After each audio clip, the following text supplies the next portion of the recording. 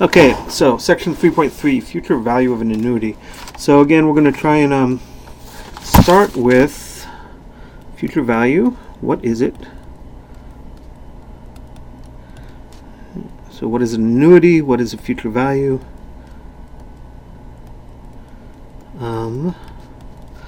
And then we'll talk about the formula and do some examples. There'll be two other videos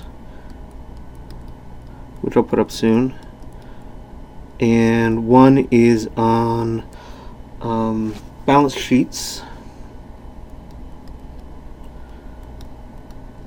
and one is on the derivation of the future value formula.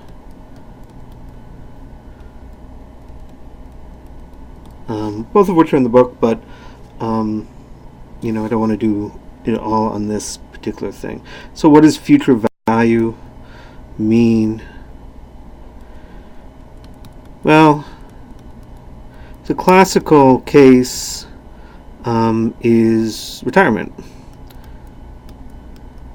or a retirement fund. You put a certain amount aside monthly. Let's not say put. You invest. More financial sounding word. You invest a certain amount each month in an account.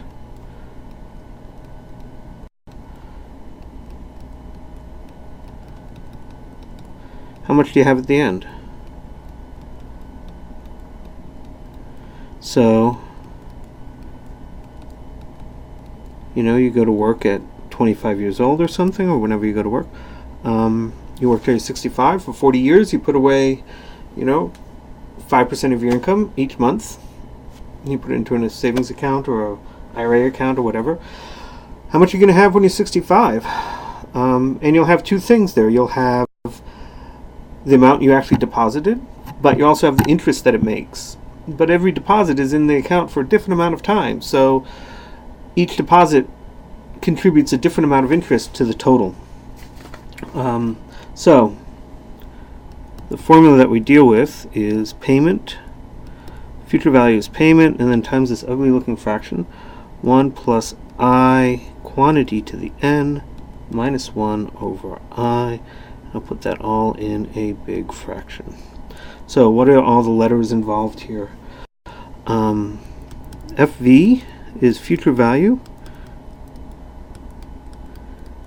That's the amount you have in the future. PMT, that's short for payment. And this is where future value differs from compound interest or continuous interest or simple interest. In each of those cases, you took a pile of money and you put it into a bank and you just let it sit there and pile up interest. Here we're putting money in each month or each week or each year, right? There's a sequence of payments being made, and so it's not just a pile of money gaining interest. I and N are actually familiar to us. I is interest rate per period.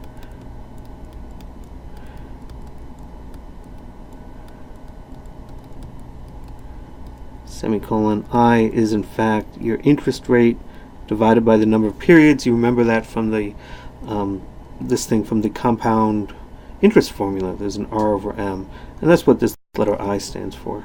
And then N is the number of payments. And again, this actually shows up in the compound interest formula as well. The exponent was M times T. M is the number of payments each year. T is the number of years you're doing. So there it is. So payment, you make a bunch of payments every month, every week, every year. For a certain number of payments, right, a certain number of years, and all those payments, they gather interest. And so how much do you have at the end of a year? So what kind of problems do we have to do? Well, if we look at problem 6, 3.3, number 6, so there's a bunch of problems 1 through 8, which are all pretty much the same. They give you an example. Problem 6 is semi-annual deposits $1,900 are made into some account for 7 years,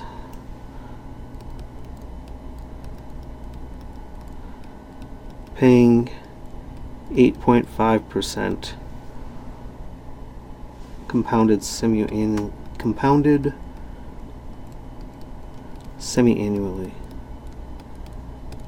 And these first set of problems in the book, so 3, 1 through 8, what they're asking is, what is I and what is N? And in this case, I is your rate, 0.085 divided by 2. Semi-annually means twice a year, right? So you're doing, the number of payments you're doing is twice a year. Your interest rate is R, and so that's going to be 0.0425 if you divide it out. What is N? N is the number of payments. How many payments are you making? Well, you're making 2 payments a year for 7 years. So you're making a total of 14 payments, right? So 2 payments a year times 7 years, that's 14 payments total. So problems 1 through 8, pretty straightforward. Just they're just looking for I and N.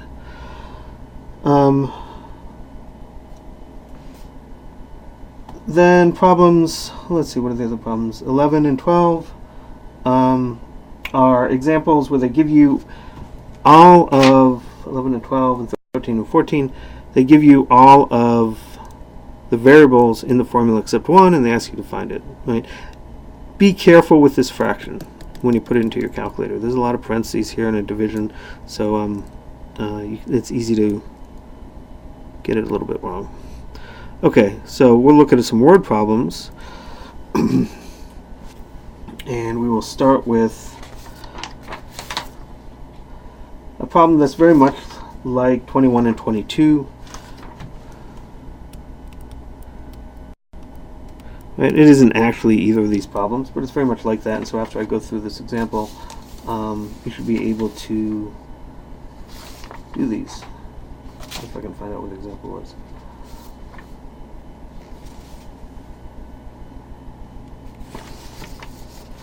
Oh, my notes are all screwed up.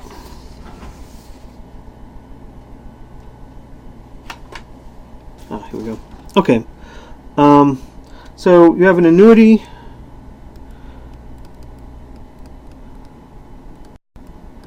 Pays a certain amount of money. Certain interest rate, 3.25% annually. That's your rate. Annual interest rate. And you make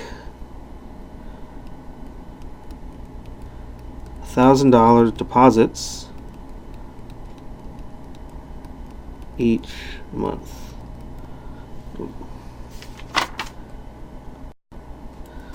Annual rate, sorry about that, compounded monthly. Great, and you make a $1,000 deposit each month. How much do you have after 10 years? So how much is in your account after 10 years? And how much is interest?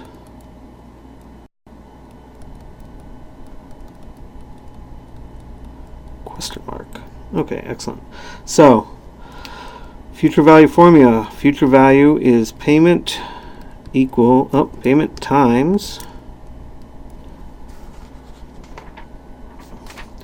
payment times 1 plus I to the n minus 1 all over I. And I'll put a bracket around that thing. Great. So what we need to know are what are our variables.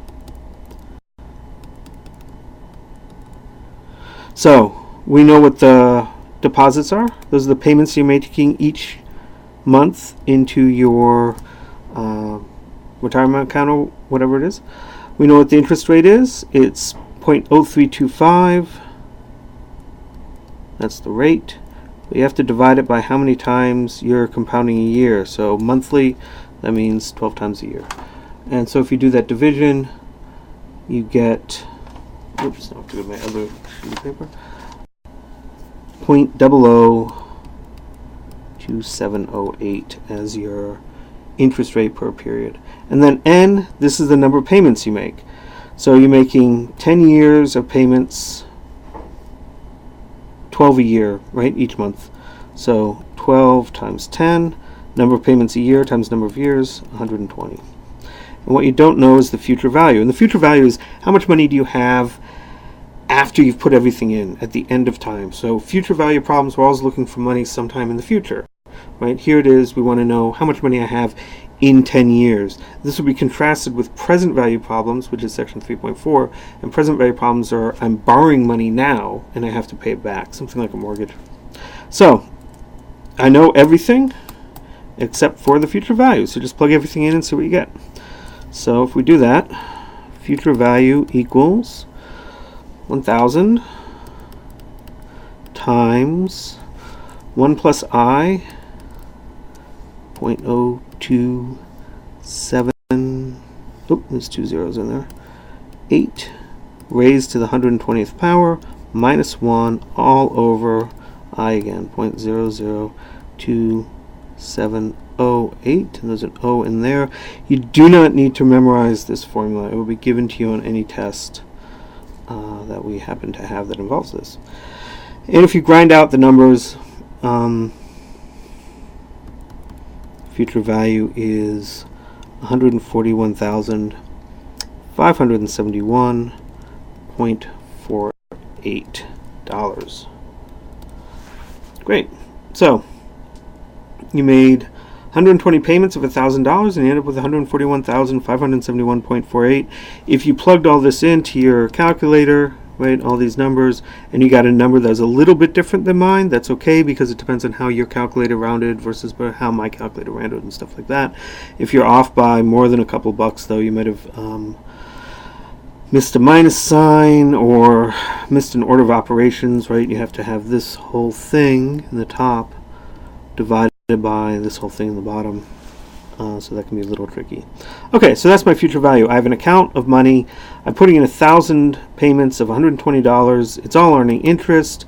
I end up with this pile of money. And of course, any pile of money in an account breaks down into two parts. The total deposited, how much you actually put in, plus the interest that you earned.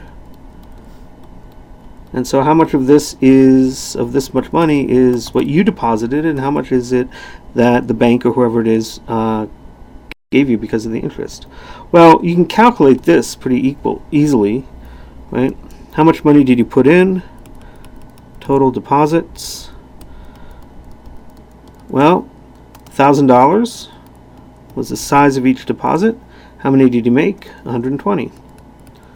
So 120,000. That's how much money that you put into the account. How much interest was there?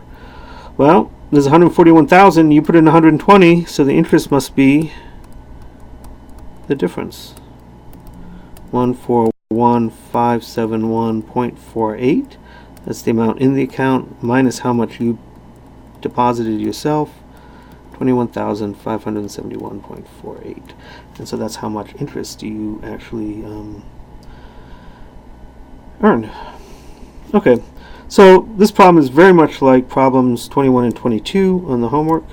You should be able to go and do those.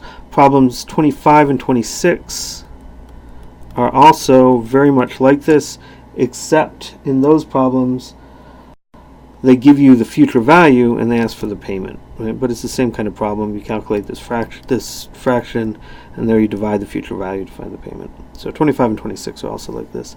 Also looking at the homework, problem 29 and 30 are balance sheet problems, and so that will be on a separate video. And 39 and 40, so we'll do an example like this.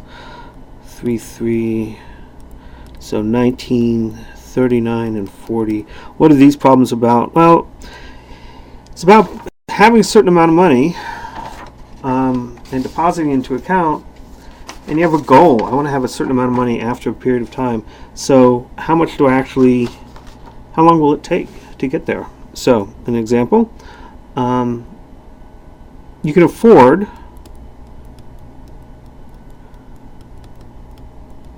monthly payments, monthly deposits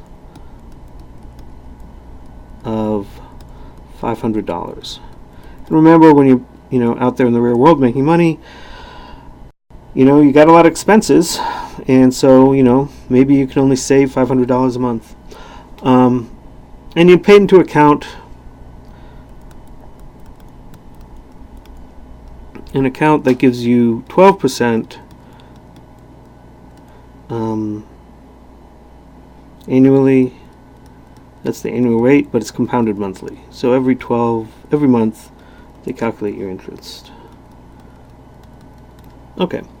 So you make these monthly deposits. It's compounded monthly. How long does it take you to build up to $10,000?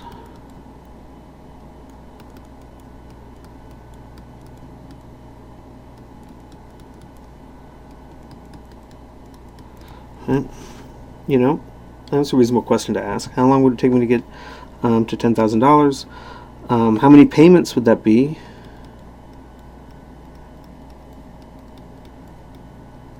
And one other question, how much is interest?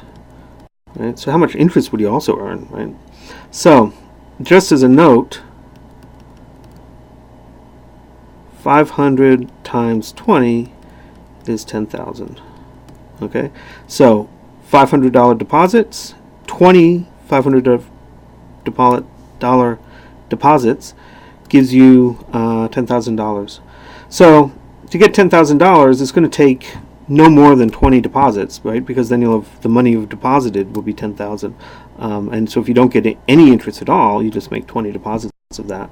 And if you can do monthly deposits of $500, then in 20 months, right, a year and 8 months, you'll have $10,000. But does the interest help you in getting to $10,000 faster, and how much does it help you by? So, need this to scroll up a little bit. Okay, so future value equals payment times the fraction 1 plus I to the n minus 1 all over I. So that's the future value formula. And what do we know here? Well, there's 4 things that can be in our formula. One is future value. How much do we want in the future? Well, $10,000. How big are our payments? We know that. That's $500. What's I? I is the interest rate divided by number of times it's compounded a year. So it's 0.12. Remember, interest rates have to be turned into decimals. Divided by 12. And so that's 0.01. What's N? Well, that's actually what we're looking for. How many payments do I have to make so that I have $10,000?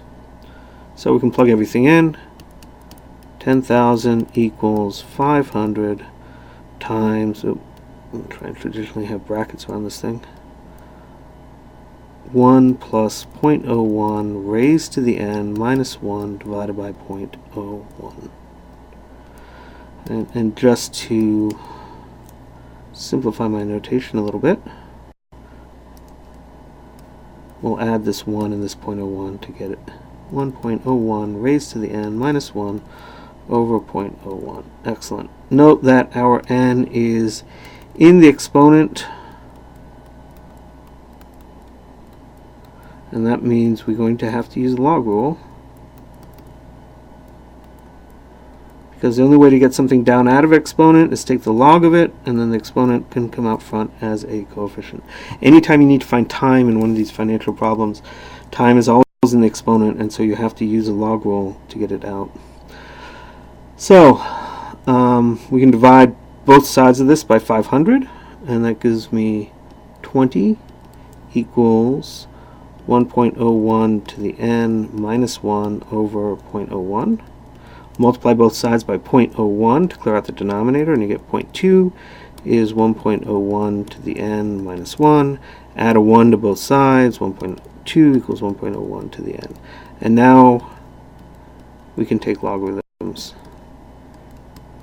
oops, a little sloppy, take ln of both sides. Because to take the ln, whenever we want to apply this rule, we need to have just something raised to a power, not have a subtraction going on or division or anything like that. Right? Something raised to a power, that's it. So log of 1.2 is log of 1.01 raised to the n. And now we have log of something raised to the n, so my n can come out front as a coefficient. And now remember that log of 1.01 and log of 1.2, these are just numbers. Log of 1.2 over log of 1.01, that's equal to n. And so what is that if you actually divide it through? It's 18.32. Okay, so that's a little bit of a problem, because what it's saying is that 18.32, that's what n has to be to get to $10,000, right? But we're dealing with payments, right? We don't make a third of a payment. You make a payment, or you don't make a payment, right? But you can't make a third of a payment. So how many payments does it actually take to get to $10,000? Well, 18 payments. What's the future value of 18 payments? Well, 500 payments times 1.01 to the 18 minus 1 over 0.01. So this is the future value of 18 payments of $500 at 0.01 interest rate per period. And that, if you grind out the numbers, turns out to be 9,807.37. 18 payments doesn't quite get you to $10,000. On the other hand, 19 payments,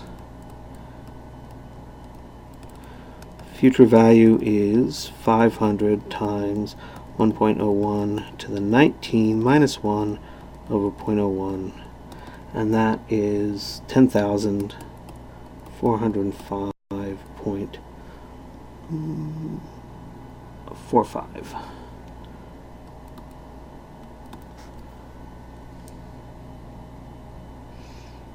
Okay. So if you make 19 payments, you go over 10,000. So how many payments does it take to get to 10,000? Well, it takes 19 payments, but you get a little bit of overage there. How much is interest? That's the other question. Well, for 19 payments, we always know that the future value is the deposits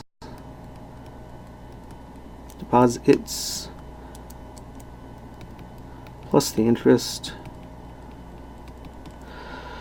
Future value here, after 19 payments, 405.45.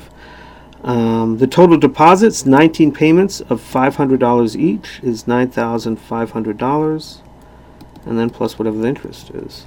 So we can calculate the interest. 10,405 minus 9,500 means that our interest is 905.45 equals your interest. And so it's almost 2 whole payments of interest, right? Your payments are $500. You've got $905 in interest. And so that means that if we were getting 0 interest, right, you'd have to make 20 payments. But because of the interest here, you actually can make only 19 payments, invest $9,500 of your dollars, and the interest kicks in $905.45, and that kicks you over $10,000. So it only, instead of being 19 months, instead of being 20 months, it's only 19 months to 10,000, and after that 19 months, you're actually over by 405. So the answer to the question then is, how many payments do you have to make? 19, and $905 of it is interest. 12% is really high, right? It's much closer to be 1.2% monthly. If you'd redo this problem as 1.2%, you'll get that it takes you 20 payments instead of 19, and the fact that the interest you get at 1.2%, which is much closer to today's rates, is only $95.57. So, I don't know quite what happened there. So,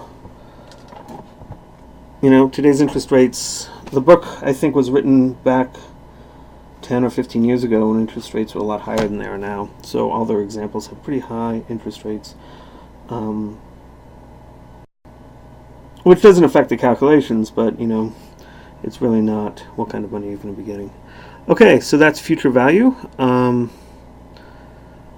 should be able to do most of the problems from the book. As I mentioned way back up here at the top, I will be doing 2 other videos. One is about balance sheets, that's like problem 29 and 30, and the other is the derivation of the future value formula. The book does that in the first couple of pages of section 3.3. It's an interesting thing if you're interested in it. If you're not,